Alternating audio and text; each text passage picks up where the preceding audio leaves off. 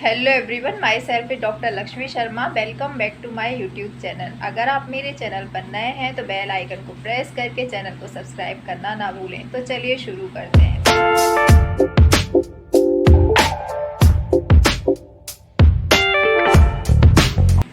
अगर आपको बहुत थकान महसूस होती है, प्रॉपर नींद नहीं आती है, इसके अलावा आपको स्किन में ड्राइनेस हो रही है, एक्ने पिंपल्स हो रहे हैं, आपको हेयर फॉल की प्रॉब्लम हो रही है, मांसपेशियों में दर्द होता है, हर पल एकदम थकान जैसा महसूस होता है, तो ये सभी लक्षण ओमेगा 3 फैटी एसिड की कमी के हो सकते हैं। जिस तरह से हमारी बॉडी को चलाने के लिए यानी बॉडी के ईंधन के लिए हमें carbohydrate, fat, protein, vitamins, minerals in सब की ज़रूरत पड़ती है, उसी प्रकार से हमारे शरीर के लिए ओमेगा 3 फैटी एसिड की भी ज़रूरत पड़ती है।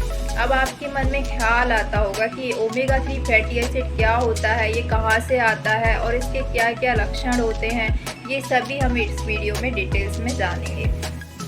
ओमेगा 3 फैटी एसिड एक तरह का पॉली अनसैचुरेटेड फैटी एसिड होता है जिसे हमारी बॉडी खुद नहीं बनाती है। इसके लिए हमें अदर सोर्सेज पे डिपेंड रहना पड़ता है। अदर सोर्सेज में जैसे कि जो वेज डाइट है उसमें भी ओमेगा 3 फैटी एसिड पाया जाता है और नॉन वेज डाइट में बहुत ज़्यादा फैटी एसिड पाया जाता है।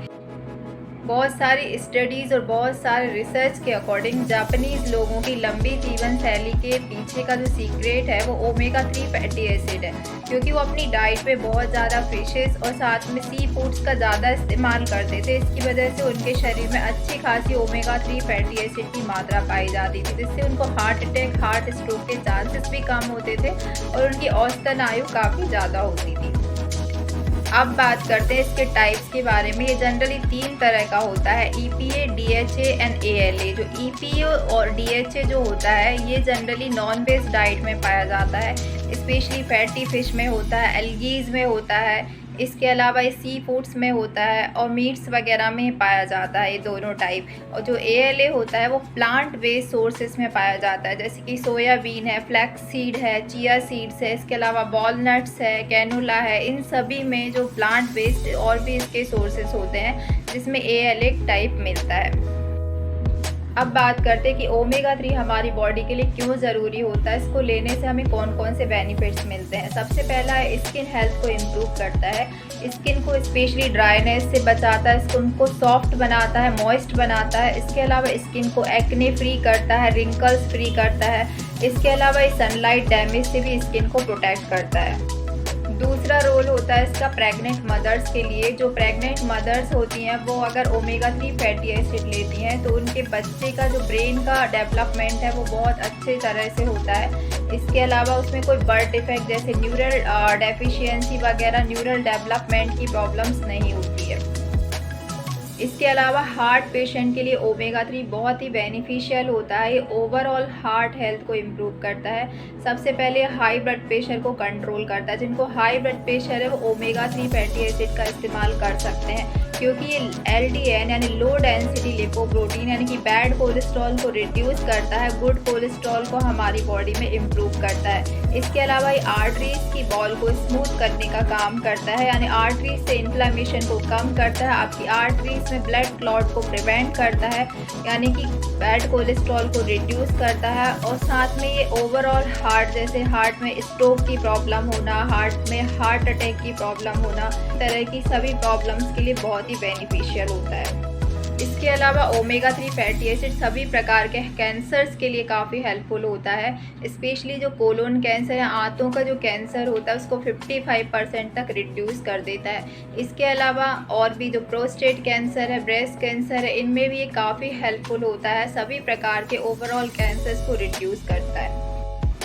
इसके अलावा जिन लोगों को अस्थमा की प्रॉब्लम है, अगर वो लोग लगातार इसका इस्तेमाल करते हैं तो फेफड़ों में होने वाली सूजन को और इन्फेक्शन को काफ़ी हद तक कम किया जा सकता है। अस्थमा और ब्रोंकाइटिस सभी केसेस में काफ़ी हेल्पफुल होता है।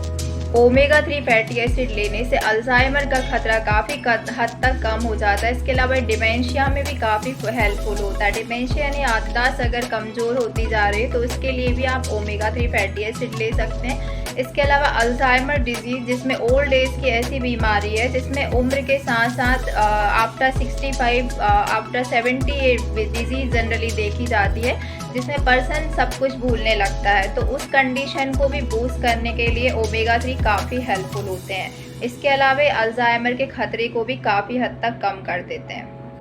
इसके अलावा ओमेगा 3 फैटी एसिड ऑस्टियोपोरोसिस यानी हड्डियों की बीमारी, जिसमें हड्डियों में छेद होने लगते हैं, हड्डियां फ्रेजाइल होने लगती हैं और फ्रैक्चर्स होने लगते हैं। इसके अलावा गठिया यानी कि आर्थराइटिस जैसी प्रॉब्लम्स को भी ये ठीक करता है, क्योंकि ये बॉडी में कैल्शियम की डेफिशिएंसी को करेक्ट करने में काफ़ी हेल्पफुल होता है। इसके अलावा जो जोड़ों में सूजन है या वहाँ पे इन्फ्लेमेशन की कंडीशन, इन्फेक्शन है, उन सभी को कम करने में ओमेगा 3 फैटी एसिड काफ़ी अच्छा रोल प्ले करता है।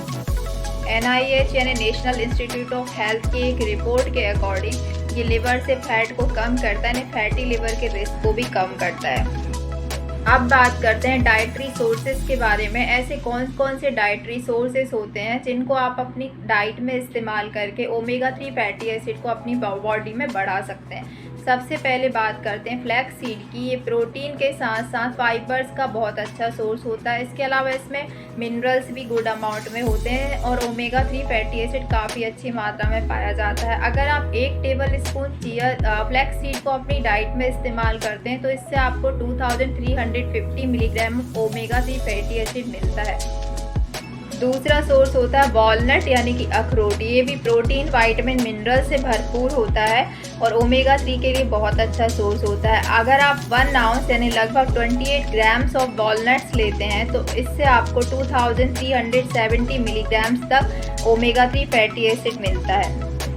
तीसरा आता है चिया सीड। चिया सीड्स में भरपूर मात्रा में कैल्शियम होता है, इसमें प्रोटीन्स होता है और मिनरल्स होते हैं। इसके अलावा ये ओमेगा 3 फैटी एसिड का रिचेस्ट सोर्स माना जाता है। अगर आप 1 आउंस यानी लगभग 28 ग्राम्स ऑफ चिया सीड का इस्तेमाल करते हैं तो इससे आपको 5000 milligram of omega 3 fatty acid provide होता है। इसलिए चिया सीड सबसे अच्छा बेस्ट सोर्स माना जाता है ओमेगा 3 के लिए। इसके अलावा और भी बहुत सारे सोर्स होते हैं, जैसे कि आप सोयाबीन का इस्तेमाल कर सकते हैं, आप हेम्प सीड्स का भी इस्तेमाल कर सकते हैं, आप राजमा का इस्तेमाल कर सकते हैं। इसके अलावा ओमेगा 3 फैटी एसिड पालक यानी स्पिनच में भी काफ़ी अच्छी मात्रा में पाया जाता है। 1.7 milligram of omega 3 fatty acid आपको 1 ग्राम ऑफ पालक से प्रोवाइड होता है। और इसके अलावा आप क्रूसीफेरस वेजिटेबल्स यानी कि ब्रोकली का इस्तेमाल कर सकते हैं। ब्रोकली भी एक बहुत अच्छा सोर्स होता है ओमेगा 3 फैटी एसिड के लिए। इसके अलावा नॉन वेजिटेरियन सोर्स में स्पेशली ये फैटी फिशेस में मिलता है, मीट्स में मिलता है, एल्गी में पाया जाता है, सी फूड्स में पाया जाता है। फैटी फिशेस में स्पेशली सैल्मन और ट्यूना में पाया जाता है, जिनको आप वीकली इस्तेमाल कर सकते हैं। इसके अलावा आप ओमेगा 3 के सप्लीमेंट्स का भी इस्तेमाल कर सकते हैं। तो दोस्तों, इस वीडियो की मदद से हमने समझा कि ओमेगा 3 फैटी एसिड क्या होता है, हमारी बॉडी में क्या रोल प्ले करता है, इसकी डेफिशिएंसी से कौन कौन सी प्रॉब्लम्स हो सकती हैं और इसको लेने के हमारे शरीर में क्या क्या बेनिफिट्स होते हैं और कौन कौन से डाइटरी सोर्सेस होते हैं जिनका इस्तेमाल करके हम ओमेगा 3 फैटी एसिड को हमारी बॉडी में पूरा कर सकते हैं। मुझे उम्मीद है दोस्तों आज का वीडियो आपको पसंद ज़रूर आया होगा। इस वीडियो से आपने कुछ ना कुछ ज़रूर सीखा होगा। इसी तरह के और वीडियो के अपडेट्स के लिए मुझे आप लाइक सब्सक्राइब करना ना भूलें। मिलते हैं नेक्स्ट वीडियो में, तब तक के लिए bye bye. Thanks for watching.